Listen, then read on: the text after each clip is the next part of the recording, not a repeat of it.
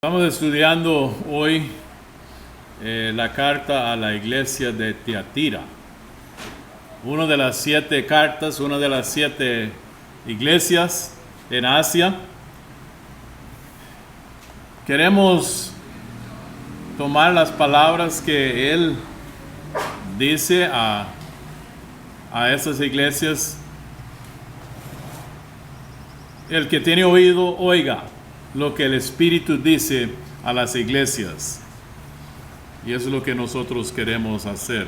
Los cantos que cantamos esta mañana van muy de acuerdo con el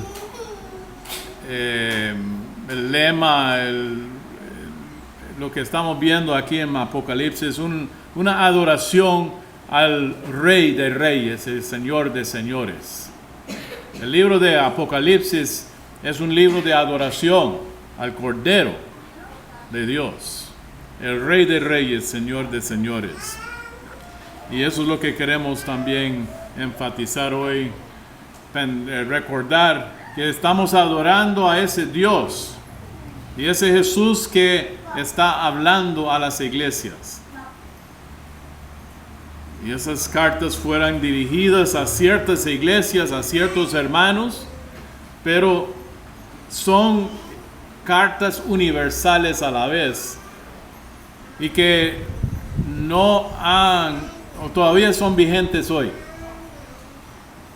Esas cartas son para la iglesia de Pital y esas cartas son para cada uno de nosotros. Queremos tomar ese mensaje para nosotros. Quiero primero leer de capítulo 1, versículo 10 a 20.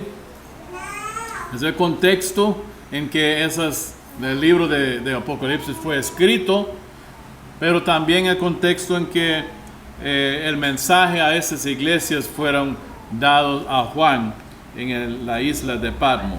Versículo 10, capítulo 1. Yo estaba, el apóstol Juan está hablando y dice: yo estaba en el Espíritu en el día del Señor y oí detrás de mí una gran voz como de trompeta que decía: yo soy el Alfa y la Omega, el primero y el último. Escribe en un libro lo que ves y envíalo a las 7 iglesias que están en Asia, a Éfeso, a Esmirna, a Pérgamo, a Tiatira, a Sardis, a Filadelfia y a Laodicea. Y me volví para ver la voz que hablaba conmigo, y vuelto vi 7 candeleros de oro, y en medio de los 7 candeleros de oro uno semejante al Hijo del Hombre, vestido de una ropa que llegaba hasta los pies, ceñido por el pecho con un cinto de oro.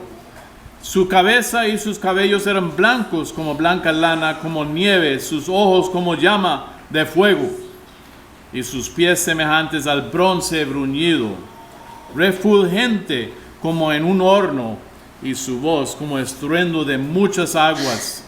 Tenía en su diestra 7 estrellas, de su boca salía una espada aguda de 2 filos, y su rostro era como el sol cuando resplandece de su fuerza. Cuando le vi, caí como muerto a sus pies. Y él puso su diestra sobre mí diciendo: no temas, yo soy el primero y el último, y el que vivo y estuvo muerto, mas he aquí que vivo por los siglos de los siglos. Amén. Y tengo las llaves de la muerte y del Hades. Escribe las cosas que has visto, y las que son, y las que han de ser después de esto. El misterio de las 7 estrellas que has visto en mi diestra y de los 7 candeleros de oro. Las 7 estrellas son los ángeles, los mensajeros o los pastores de las 7 iglesias. Y los 7 candeleros que has visto son las 7 iglesias. Ya hemos visto la carta que fue escrito a Éfeso, de que es el primero y el último, el Alfa y el Omega, el Rey de Reyes, Señor de Señores, el Hijo de Dios.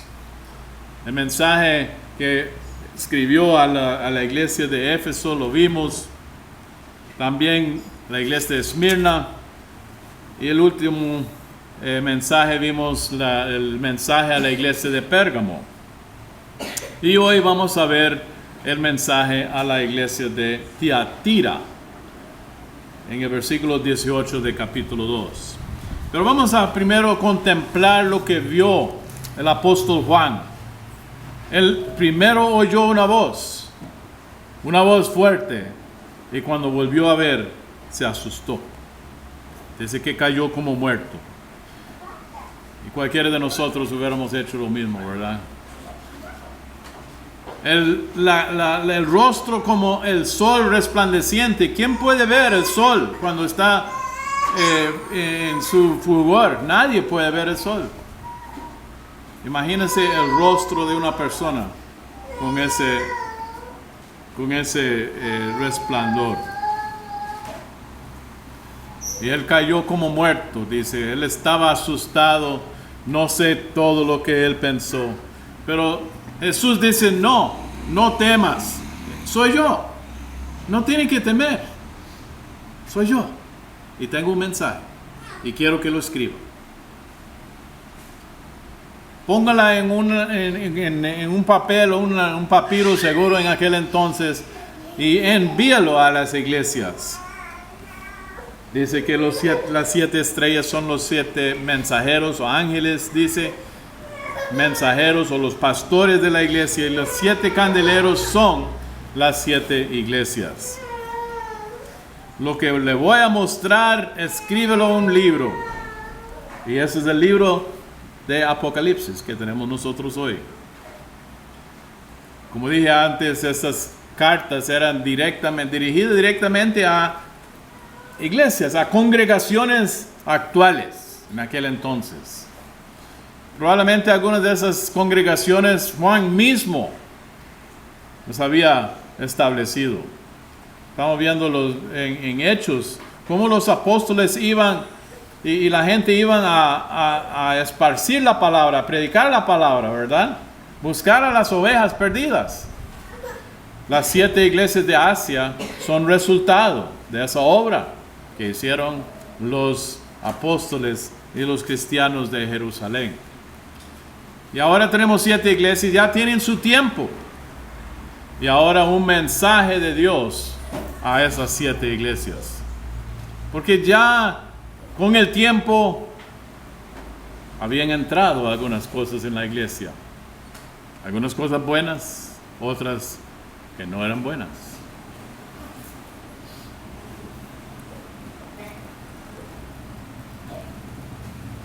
Habían recomendaciones a las iglesias, pero también advertencias. Yo quisiera empezar como introducción al mensaje de hoy. Puse como una descripción de esa iglesia de Tiatira, la iglesia tolerante. Y vamos a ver si eso es un cumplido para la iglesia o algo negativo. Espero que cuando terminamos ya vamos a saber. Pero yo quisiera pensar en un versículo, algo que dijo Jesús en Mateo capítulo 16, versículo 26. Y quiero que pensemos en esas palabras de Jesús mientras vamos estudiando la carta a la iglesia de Tiatira. Dijo Jesús así: porque ¿qué aprovechará al hombre si ganare todo el mundo y perdiere su alma? ¿O qué recompensa dará el hombre por su alma? Jesús dice que para ganar hay que perder. Y si estamos ceñidos de ganar y no querer perder, al final de cuentas vamos a perder. Y creo que ese mensaje aplica a los hermanos de la iglesia de Tiatira. Y definitivamente aplica a nosotros, los hermanos de Pital también, ¿verdad?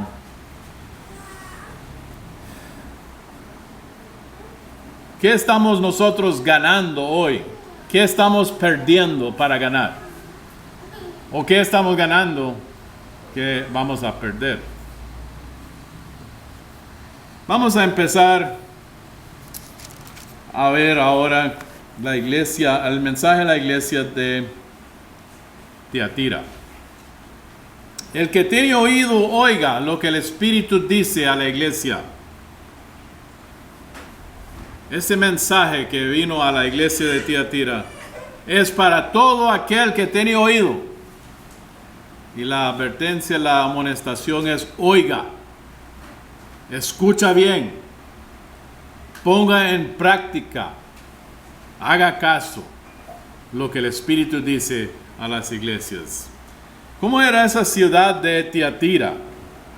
Tiatira quedaba a unos 40 kilómetros de Pérgamo. Recuerda que Pérgamo era una ciudad grande, muy importante, la sede central del gobierno romano en Asia, porque el gobierno romano había cansado a tomar ese territorio también.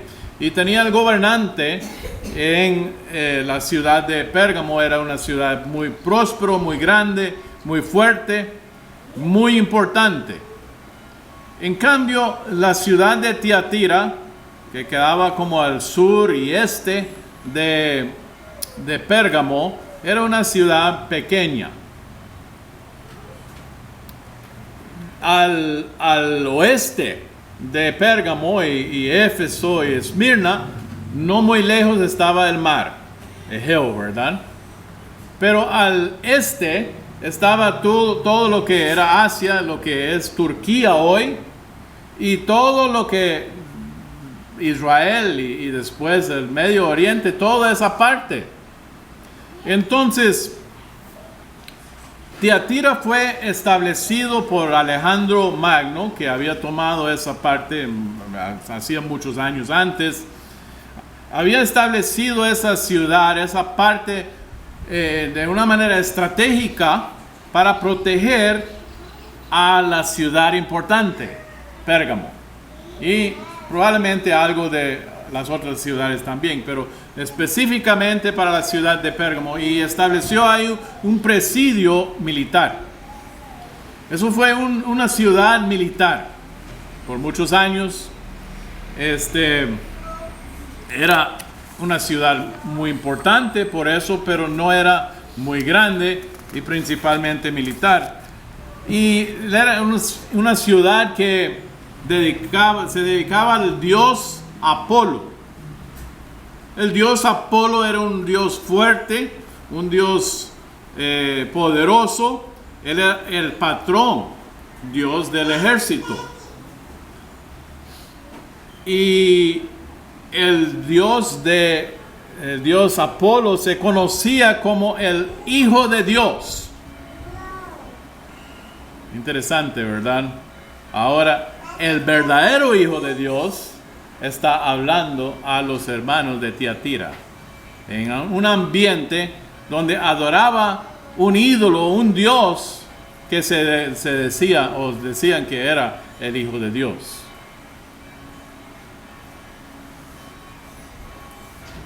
Era una ciudad próspera, aunque común y corriente, en muchas maneras. Su prosperidad venía de ser un centro comerciante. Había mucho comercio ahí, y de ahí se comerciaba mucho. Uno de sus productos, eran famosos por los textiles, especialmente los tintes que usaban para darle color a los textiles, y en especial el tinte de color púrpura.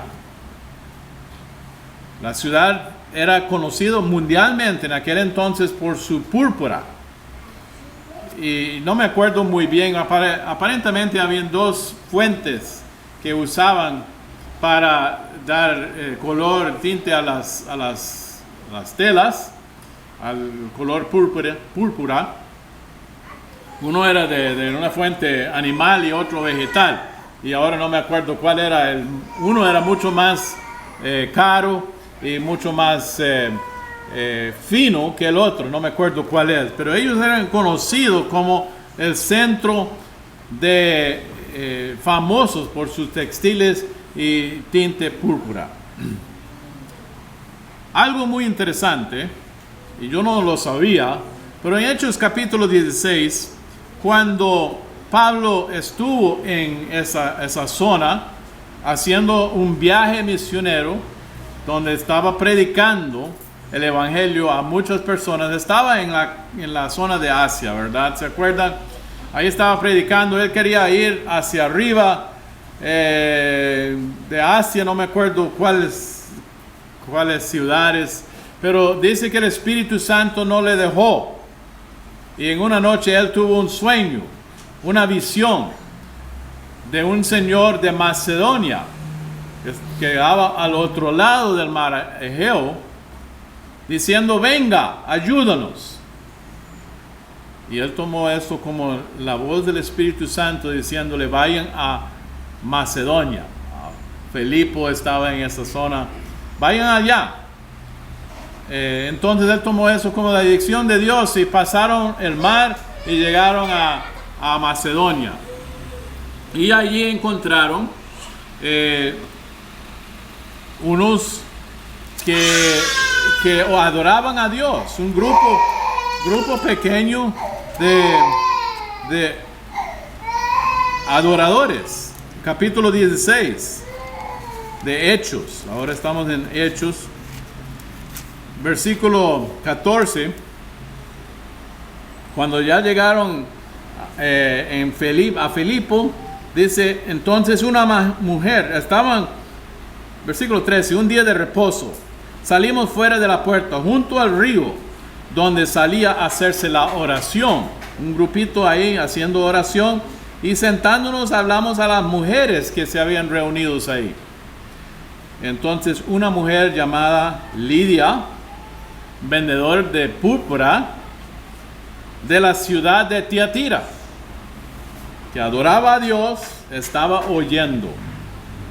Y el Señor abrió el corazón de ella para que estuviese atenta a la palabra que decía. Y después fue bautizada y formaba parte de ese grupo en Filipo. No sé cuántos años antes de esa carta que fue escrito a la iglesia después de Tiatira. Pero en versículo 40, después, dice que se reúnen en su casa para oración. Interesante que los judíos, cuando llegaban cierto grupo de judíos a cierto lugar, no podían levantar una iglesia o una sinagoga hasta que tenían por lo menos 10 hombres. Entonces podían formar una sinagoga. Pero sí podían hacer una casa de oración. En una casa podían reunirse y adorar en la casa. Se llamaba esa casa de oración. Y hasta las mujeres podían organizar una casa de oración. Parece que eso es lo que Lidia tenía en su casa.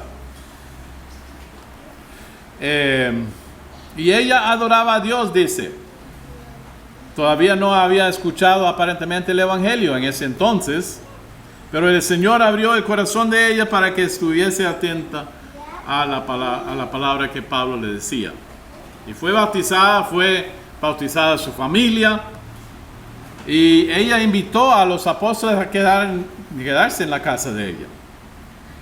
Eso fue, no sé, unos 40 años tal vez antes de eso, no sé. Y yo estaba pensando, quizá Lidia todavía en ese tiempo que llegó la carta de Juan a Tiatira, quizás Lidia tenía familia en la iglesia allá en Tiatira. No sabemos, pero es posible. Por lo menos ella era de esa ciudad. Ella era vendedora de esa tela de tinte púrpura, algo muy fino, algo muy, muy importante. Eso nada más interesante cómo se relaciona, ¿verdad? La historia que tenemos en Hechos y también la historia, ahora las cartas a las iglesias. La ciudad de Tiatira también tenía muchos alfareros, que trabajaba en barro, y también plateros y personas que trabajaban con bronce, con metales.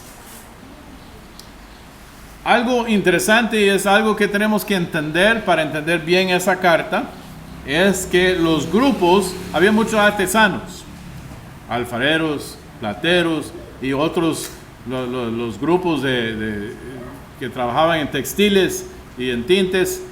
Todos tenían, cada grupo de artesanos, podemos decir, tenía como un gremio o una asociación o un sindicato, si queremos llamarlo así. Cada uno tenía su grupo, y esos grupos constituían los centros de religión y centro social de la ciudad. Grupos de artesanos que tenían su tipo de trabajo, cada uno específico, ¿verdad? Esos grupos celebraban fiestas de vez en cuando, fiestas grandes, y se esperaba que primero, para trabajar, para funcionar en la ciudad de Tiatira, uno tenía que ser miembro de esos gremios, esos sindicatos, para poder vender sus productos y para poder prosperar en la ciudad. Si no era miembro del grupo de artesanos, entonces era muy difícil vender sus productos y prosperar en su trabajo. Entonces, realmente eso era casi la única manera de funcionar en la ciudad de Tiatira. Pero esos gremios, esos sindicatos hicieron grandes fiestas y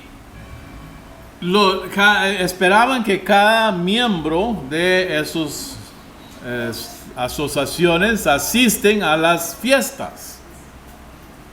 En estas fiestas adoraban al dios Apolo. Era el patrono, no solamente del ejército, pero también de los gremios de todo el comercio y la ciudad de Tiatira. El dios de ellos, el dios patrono, era Apolo. Y en esa fiesta, como dice, ellos adoraban al dios Apolo, ellos sacrificaron a los ídolos y comían la carne que se sacrificaba a los ídolos, y practicaban después orgías sexuales también.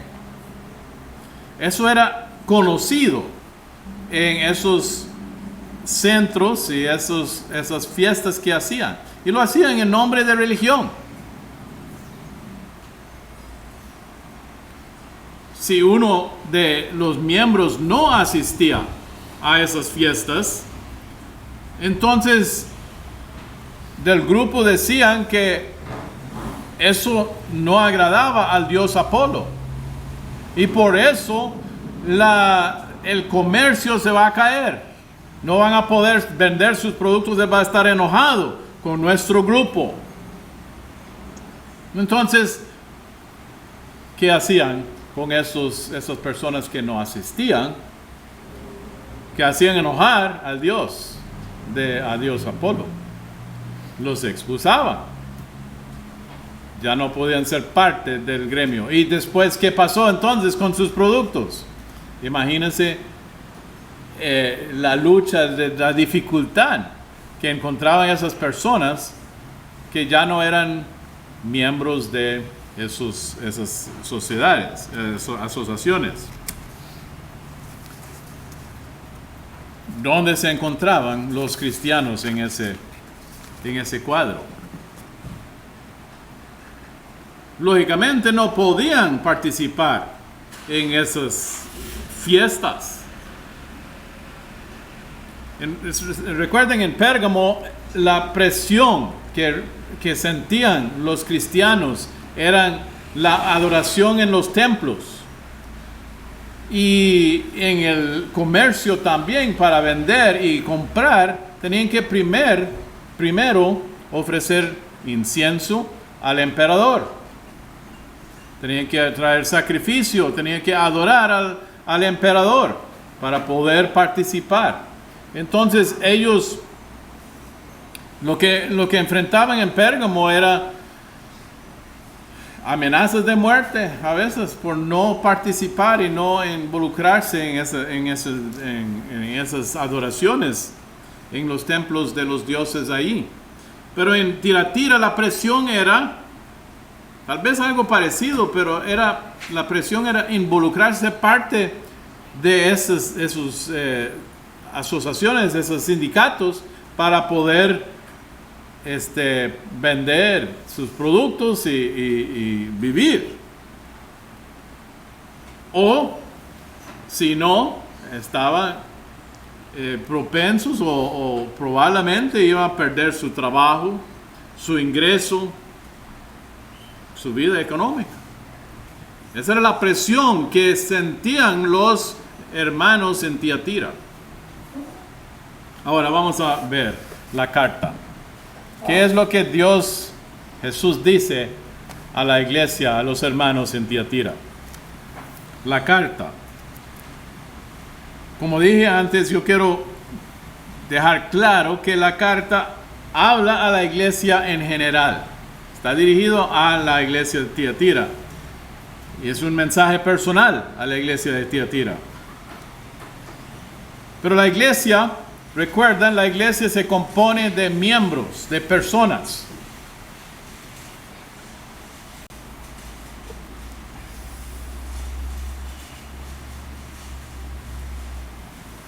La iglesia epital se compone de personas.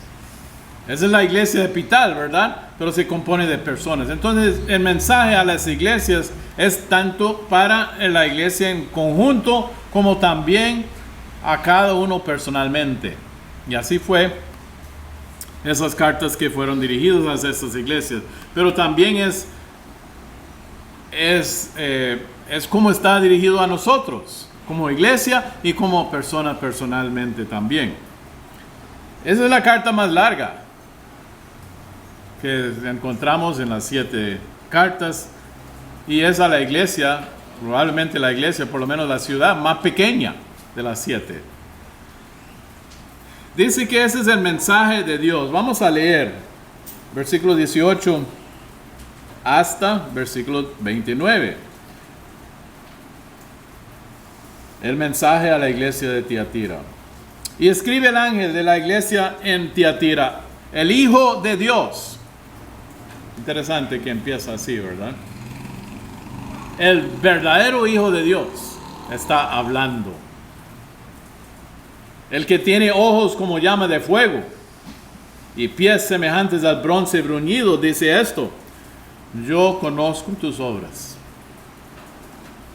Y después él habla de las obras de la iglesia de los hermanos de Tiatira: amor, fe, servicio, paciencia, y que tus obras postreras son más que las primeras. Empieza con algo muy bonito, muy bien, ¿verdad? Pero en versículo 20 dice, pero, a pesar de todo eso bueno, hay un pero. Y dice, tengo unas pocas cosas contra ti. Y aquí empieza a hablar de lo negativo, la amonestación que él tiene para la iglesia de Tiatira. Que toleras que esa mujer Jezabel, que se dice profetiza, enseñe y seduzca a mis siervos a fornicar y a comer cosas sacrificadas a los ídolos. Yo le he dado tiempo para que se arrepienta, pero no quiere arrepentirse de su fornicación. He aquí, yo la arrojo en cama y en gran tribulación a los que con ella adulteran, si no se arrepientan de las obras de ella. Y a sus hijos heriré de muerte, y todas las iglesias sabrán que yo soy el que escudriña en la mente y el corazón, y os daré a cada uno según vuestras obras.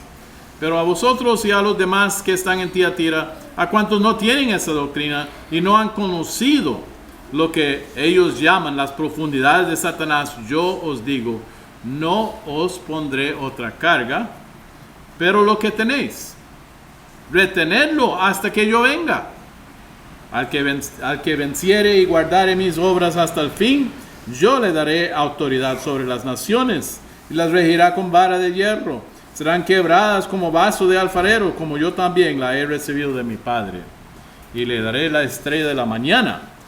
El que tiene oído, oiga lo que el Espíritu dice a las iglesias. Yo creo que cuesta llegar a la profundidad de esos mensajes, pero me ha impresionado lo que sí podemos entender y lo que sí podemos sacar de esos mensajes. Él empieza así: yo conozco tus obras. Jesús conoce a cada uno de nosotros. Él conoce nuestra vida. Y Él dice, yo conozco tus obras. No dice, yo sé lo que usted dice. No dice, yo sé lo que usted pretende. No dice, yo conozco lo que es su doctrina. Es decir, yo conozco tus obras. Yo sé lo que hace. Y su juicio se basó sobre sus obras. Y Él los alaba por sus obras que Él vio. Y yo quiero notar eso. Pero primero yo quiero hablar un poquito de eso de las obras. Generalmente la gente se pone ariscos cuando uno empieza a hablar de las obras. Hay personas que huyen de esa palabra, no quieren hablar de eso. Que somos salvos por fe, no por obras. La Biblia dice eso, es cierto. Pero algo que me ha impresionado es, sí, somos justificados por fe, pero las obras son el resultado de la fe que nosotros tenemos. Es una seña de haber sido justificado. Esas son las obras. Si no hay obras que verifican que hay fe, no se puede decir que hay fe. Y algo nuevo para mí es que la palabra fe en griego y hebreo es la misma palabra que se traduce fiel. Fe y fiel es la misma palabra. Entonces, cuando una persona dice, yo sí tengo una gran fe, si esa persona no es fiel, lo que dice no es cierto. Porque la fe verdadera se muestra por fidelidad. Fe es ser persuadido, convencido de algo. Tan convencido que la vida sigue esa creencia, esa verdad. Sigue el resultado, sigue una evidencia de nuestra fe, lo que creemos. La fidelidad o el ser fiel es seguir siendo convencido.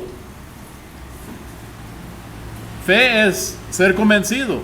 Ser fiel es seguir siendo convencido. Seguir viviendo el resultado. Seguir creyendo. Seguir mostrando obras. Es decir, seguir obedeciendo. Sencillamente. Entonces, cuando Cristo dice, yo conozco tus obras. La Biblia dice que somos salvos por fe, pero la Biblia dice que somos juzgados por nuestras obras. Porque son las obras que muestran si tenemos fe o no. Por eso Dios juzga según las obras. ¿Qué es lo que Jesús encontró entonces en los hermanos de la iglesia de Tiatira. Dice primero, tu amor. Tenemos nosotros amor. Tengo yo amor. ¿Qué es el amor que él encontró en la iglesia de Tiatira? En la carta a la iglesia de Éfeso, la primera carta, Jesús amonestó a la iglesia por haber dejado su primer amor. ¿Qué es amor? El amor, Jesús dijo que el primer y gran mandamiento es esto: amarás al Señor tu Dios con todo tu corazón, con toda tu alma y con toda tu mente. Primero, amor a Dios. El amor verdadero, el amor que tenemos que tener nosotros es amar a Dios. Y dice Jesús que el segundo es semejante: amarás a tu prójimo como a ti mismo. Entonces el amor es también amar a nuestros semejantes. Ahora vamos a ver cómo se muestra el amor, cómo se manifiesta ese amor. Amor es la seña del compromiso que nosotros tenemos con Dios.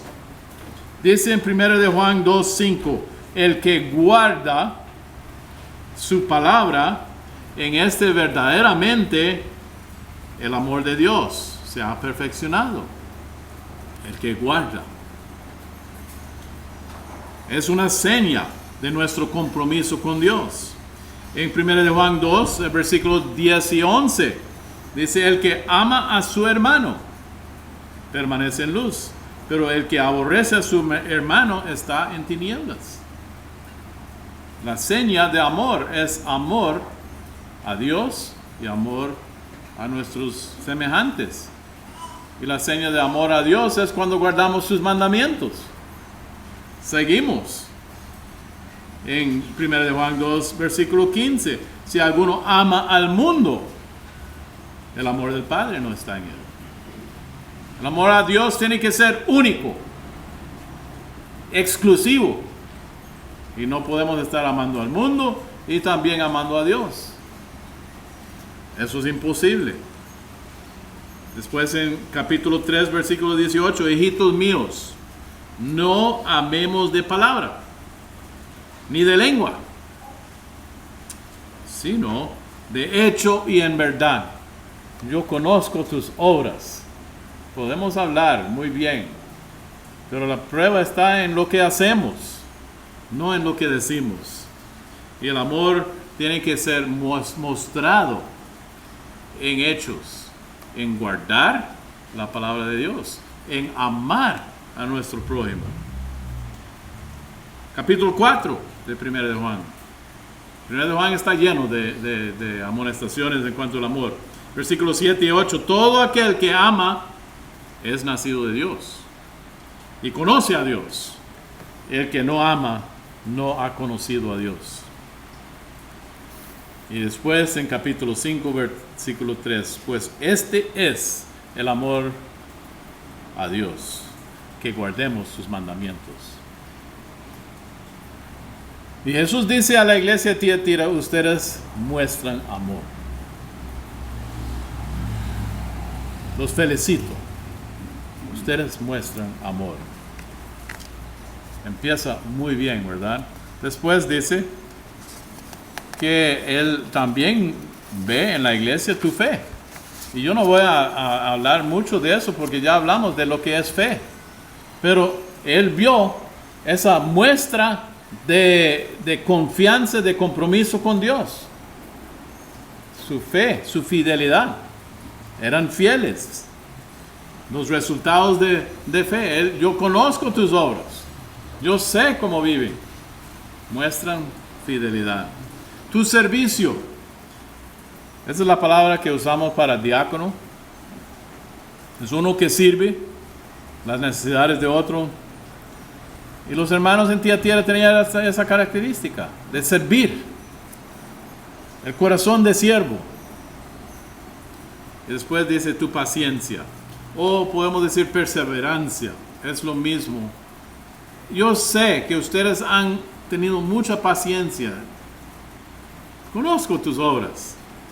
A pesar de las dificultades que encuentran aquí en esa ciudad, donde tal vez ya no tienen trabajo, no saben qué hacer con la situación en que se encuentran, siempre han seguido perseverando con paciencia, fidelidad.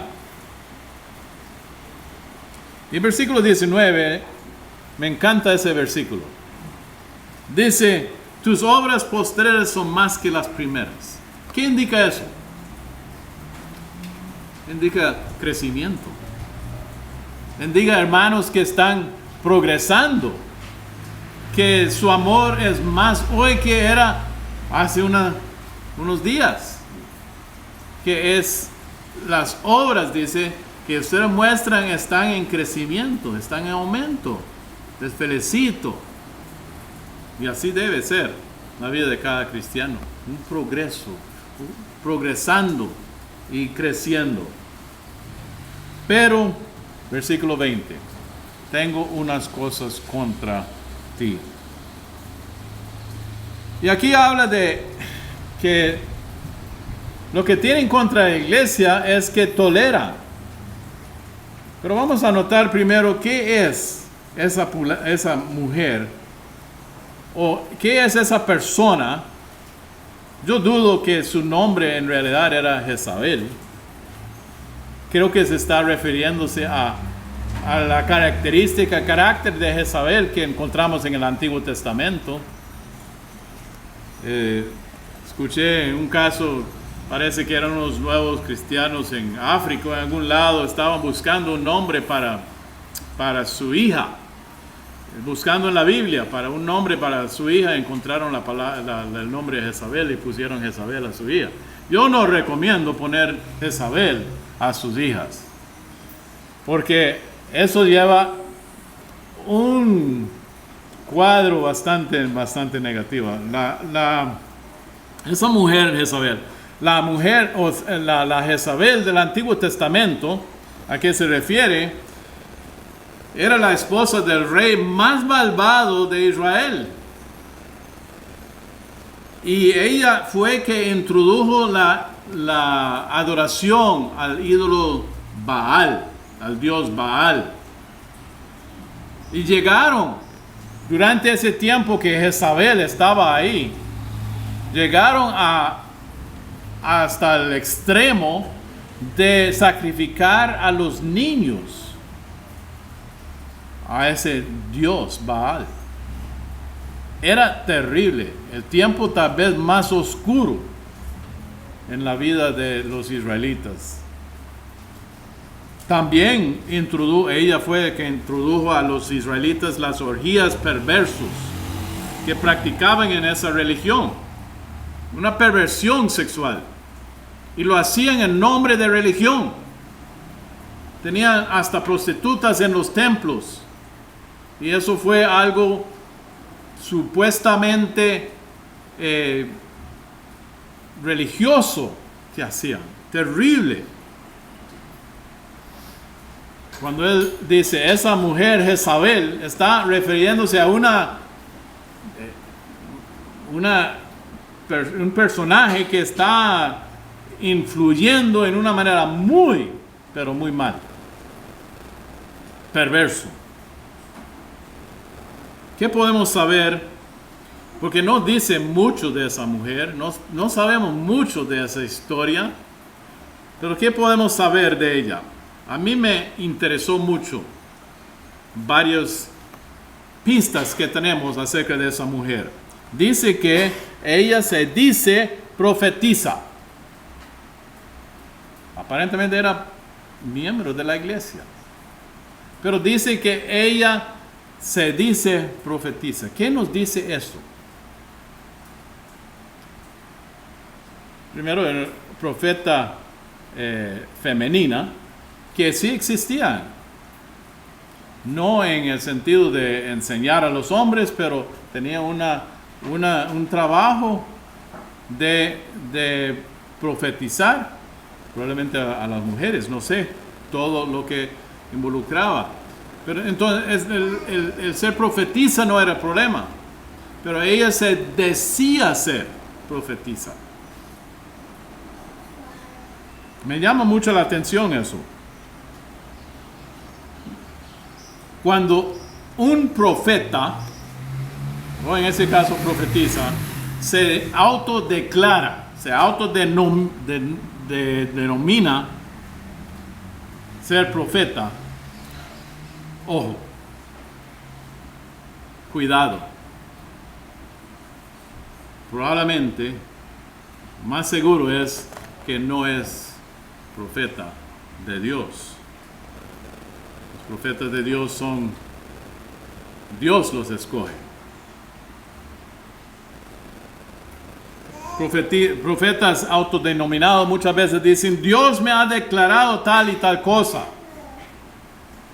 O yo he recibido esto del Señor. Y a veces no necesariamente concuerda con la palabra de Dios. Es peligroso cuando uno se declara profeta.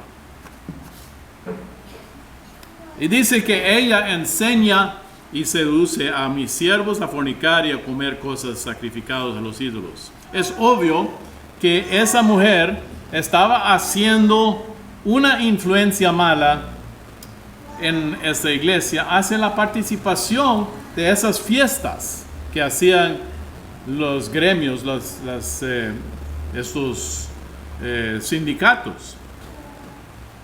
Y probablemente ella estaba diciendo que no es de todo malo, por lo menos disimular y ser parte de esa iglesia para no perder su trabajo.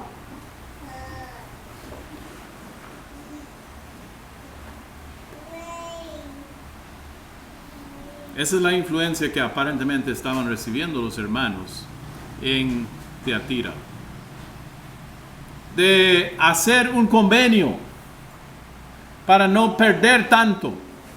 ¿Qué dijo Jesús? El que no está dispuesto a perder ahora, va a perder en el futuro. Va a perder su alma. Y creo que el mensaje de Jesús a Tiatira era lo mismo.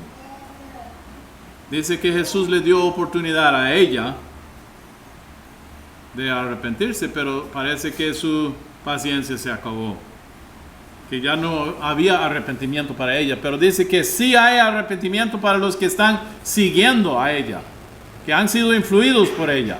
Arrepiéntanse. Pero la amonestación a la iglesia, volvemos otra vez a eso, la amonestación a la iglesia era, ustedes están tolerando a ella en la iglesia. La iglesia tenía amor, tenía fe, tenía servicio, tenía perseverancia, pero estaban tolerando pecado en la iglesia. Y yo no entiendo por qué, no sé por qué no estaban tratando con ella. Me pregunto, ¿por qué no? La Biblia no nos dice. Y en la carta, la amonestación se dirige más que todo a la mujer. Pero sí, la iglesia tiene que hacer algo con eso. Entonces no sé exactamente qué era el problema ahí, por qué no lo hacían. Ahora, en versículo 24, dice, Jesús cambia el enfoque y lo dirige hacia los demás. ¿Quiénes son los demás? Los demás son los que no están siguiendo a la mujer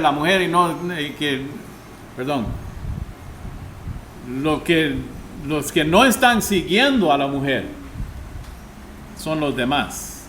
Y dice a los demás que están en Tiatira, dice, pero a vosotros, y probablemente está hablando a los pastores, vosotros, dirigiéndose a ellos, y a los demás que están en Tiatira, a cuantos no tienen esta doctrina, en cuanto a lo que no han seguido Había un grupo, parece un grupo fuerte, un grupo grande de fieles en Tiatira. Y él se dirige a ellos ahora. Dice, y a cuantos no tienen esa doctrina y no han conocido lo que ellos llaman las profundidades de Satanás. Aquí tenemos una nota de alegría, otra nota de esperanza. Sí había un grupo, un núcleo, había personas fieles en la iglesia de Tiatira. Esperanza para la iglesia de Tiatira. Esta iglesia está viva todavía. Hay esperanza para ella. Y él se dirige a ese grupo de fieles. Estos que no tienen la doctrina de Jezabel, que no han cedido a esa presión de esa profetisa. Y una persona que se autodomina, denomina profeta o profetisa, le digo que esas personas son difíciles de no, o sea, ellos son muy convencedores. Aplican mucha presión. Lo he visto, lo he experimentado. Y es difícil. Porque le hace sentir a uno que uno es el condenado, uno es el que no sabe, uno es el que no tiene la luz de Dios. Y que ellos son los que tienen la luz. Y le dejan a uno valiendo nada. Es difícil esa presión. Pero parece que había un grupo ahí que estaban resistiendo esa presión. Después dice que no han aceptado las profundidades de Satanás. Yo no estoy seguro a qué se refiere eso, pero a veces esos autodenominados, autodeclarados profetas, se dicen tener un mensaje de Dios, unas verdades nuevas, unas profundidades que la mayoría no sabe, no conoce.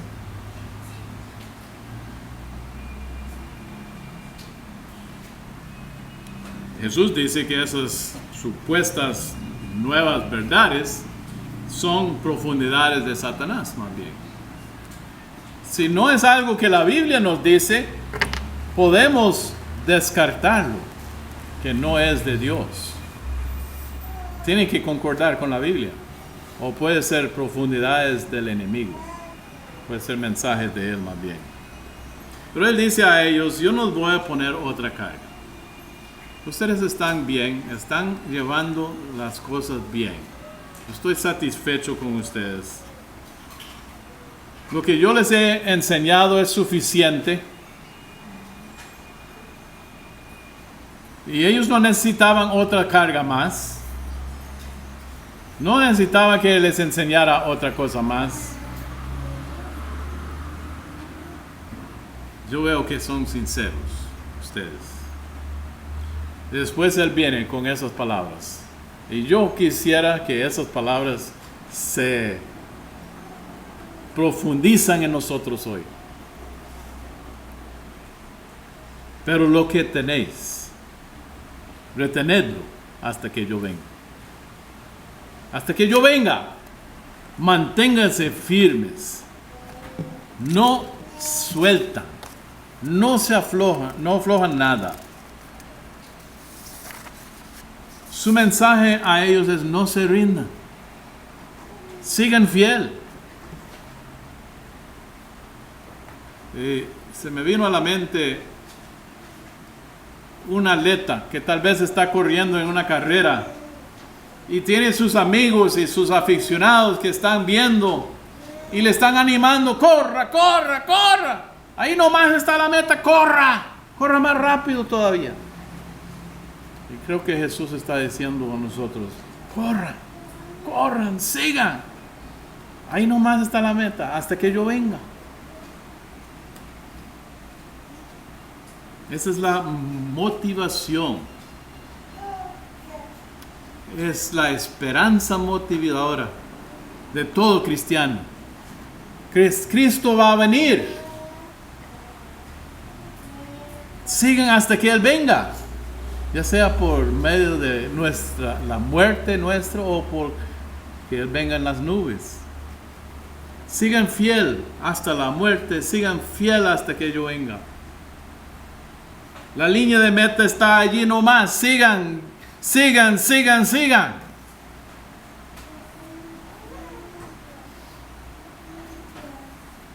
¿Ustedes creen?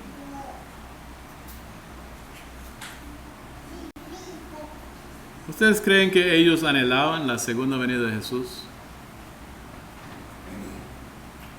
¿Lo anhela usted? La segunda venida de Jesús. ¿Cuánto lo anhela? Eso debe ser una motivación para nosotros.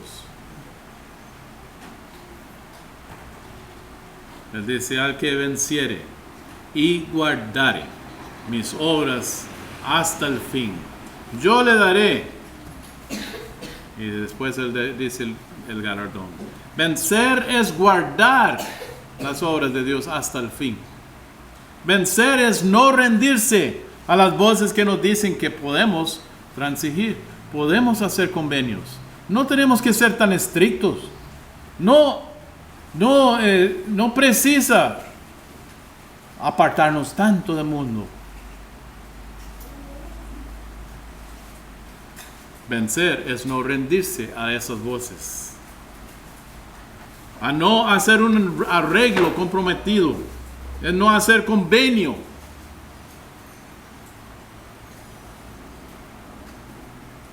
Con lo malo. Para los fieles que no se rinden, y yo no entiendo exactamente todo lo que Jesús está prometiendo a ellos. Dice: yo le daré autoridad sobre las naciones, van a regir con vara de hierro. Yo supongo que los hermanos de Tiatira se sentían como oprimidos y que esa gente los están maltratando.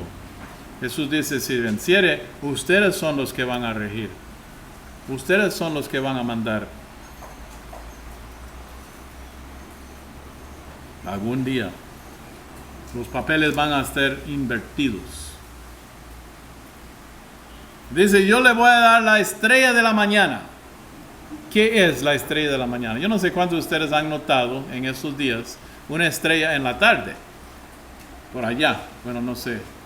En la casa está por allá. Sí, tiene que ser más o menos, ¿verdad? Una estrella brillante. ¿Lo han notado? ¿Cuántos lo han notado? Es lindísimo. Es planeta más bien. Es planeta Venus. Planeta Venus. Pero esa planeta se conoce también como la estrella de la mañana. También se conoce como la estrella de la tarde. Es la primera estrella que aparece, ¿verdad? Y es la última estrella, no sé si ahora, yo no he notado, pero aparece también en la mañana, en el este, y es la última estrella de desaparecer. Pero en Apocalipsis capítulo 22, al final de ese libro, versículo 17 dice: yo, Jesús, he enviado a mi ángel para daros testimonio de estas cosas en las iglesias. Yo soy la raíz del linaje de David, la estrella resplandeciente de la mañana. Los romanos, griegos, tenía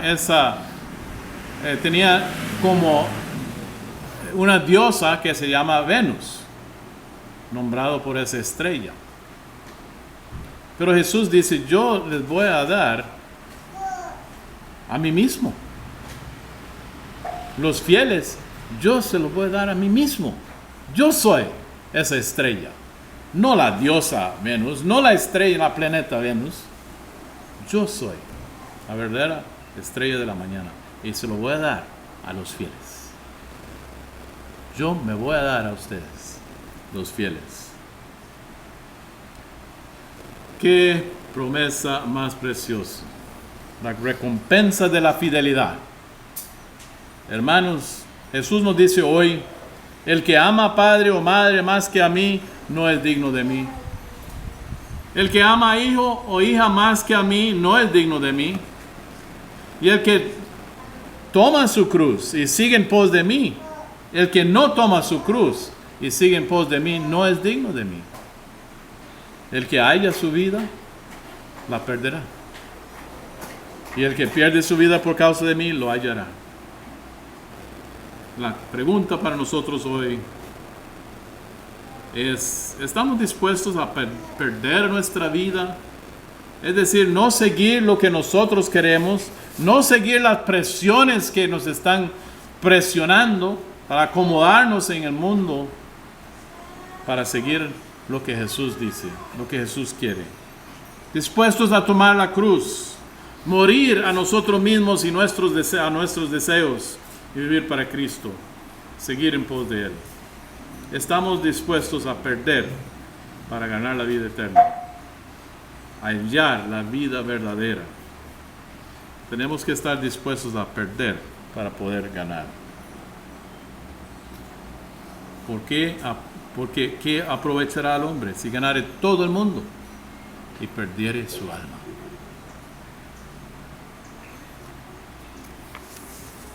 Esaú, en un momento desesperado, vendió lo más precioso que él tenía, la primogenitura, lo vendió para un plato de comida. ¡Qué barato! Perdió lo más importante por algo no importante, que no valía casi nada. El que tiene oído, oiga lo que el Espíritu dice a las iglesias. Vamos a orar.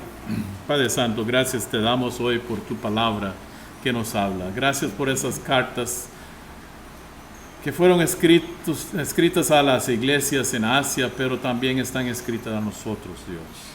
Y tiene un mensaje muy importante para cada uno. Señor, ayúdanos a ser fiel. Ayúdanos, Padre, mantenernos fieles, siguiéndote, retener lo que tenemos, no perder nuestra vida por ganar algo aquí en el mundo. Oh Padre, abre nuestros ojos y nuestro entendimiento para saber cómo debemos nosotros caminar en este mundo. Gracias, Dios, por tu amor para con nosotros, tu paciencia para con nosotros. Ayúdanos a caminar contigo. En el nombre de Jesús oramos. Amén.